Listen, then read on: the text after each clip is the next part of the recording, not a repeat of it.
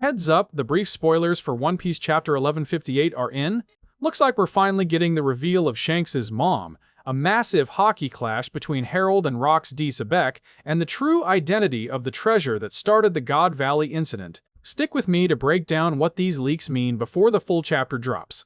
We have just been blessed with some absolutely mind-blowing early hints for One Piece Chapter 158, and I gotta tell you, Oda is not just cooking. He has prepared a full-course meal that is about to change everything we thought we knew about the God Valley incident.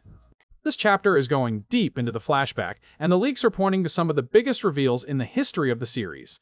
We are talking about family secrets that have been hidden for over 25 years, a legendary confrontation between titans, and the true identity of a mysterious treasure that caused the whole world to go to war. So buckle up, because today we are breaking down the biggest theories and spoilers. Alright, let's dive right into the reveal that has the entire community absolutely tweaking out. For years, we've known that Shanks' father is the celestial dragon, Figureland Garling, but we've always wondered, where did the red hair come from? For the first time in the entire series, we get to see Shanks' mother. And, according to the leakers, she is absolutely stunning, and yes, she has that signature crimson hair. This isn't just a minor character introduction, this is the key to understanding Shanks' entire identity. Think about it. His title is Red-Haired Shanks. His crew is the Red Hair Pirates. His flagship is the Red Force. His whole life, his entire legacy, is a tribute to his mother, not his deadbeat celestial dragon father. This is a complete and total rejection of his world noble bloodline, and it speaks volumes about who he is.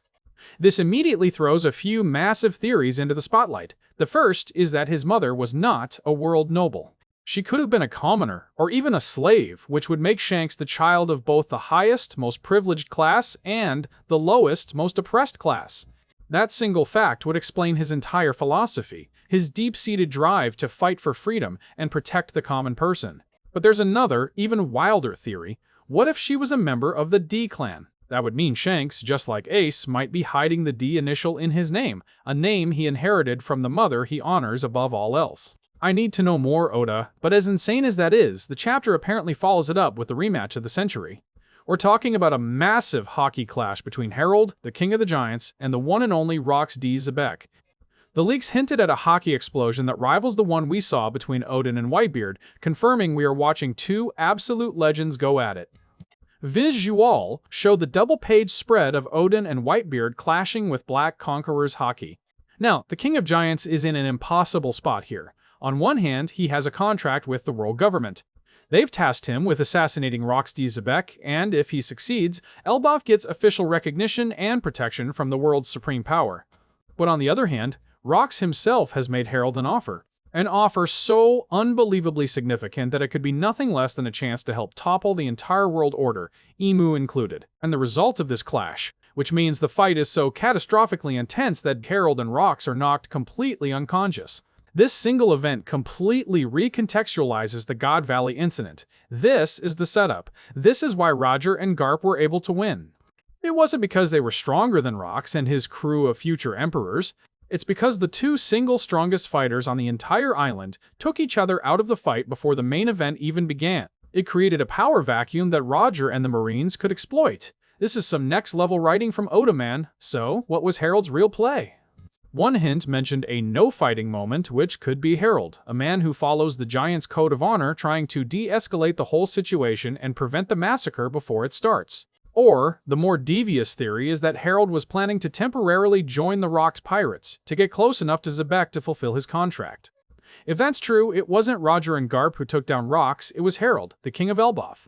So, why are all these absolute monsters gathered on one island? What is the catalyst for all this world-shaking chaos?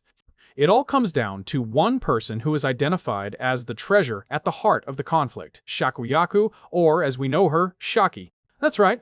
The Rox Pirates didn't raid God Valley for gold or weapons, and, at the exact same time, the world government is making a move to capture her.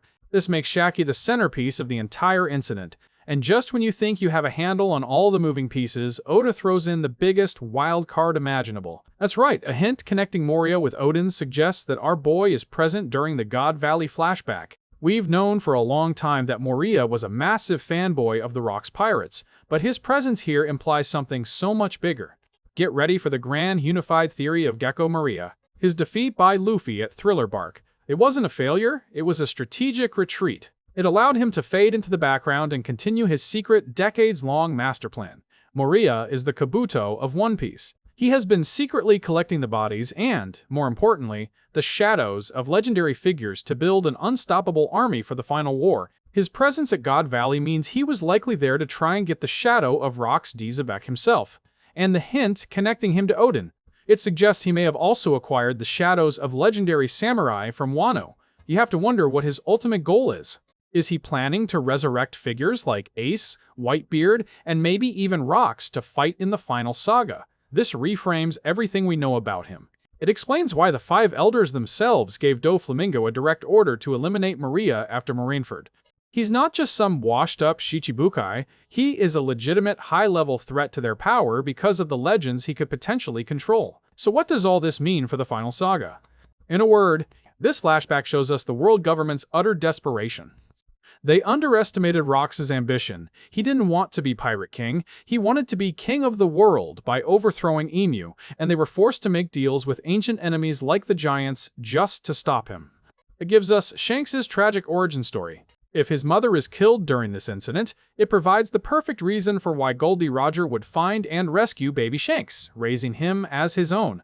Every single piece of this flashback is setting up the final war, Maria's potential shadow army, Harold's impossible choice between government-sanctioned safety and true freedom, which is the same choice every leader will have to make. And most importantly, it explains Shanks' careful, deliberate movements. He knows the truth about his family and the horrors of God Valley. He isn't just protecting Luffy, he's trying to prevent a repeat of the catastrophe that killed his mother and tore the world apart.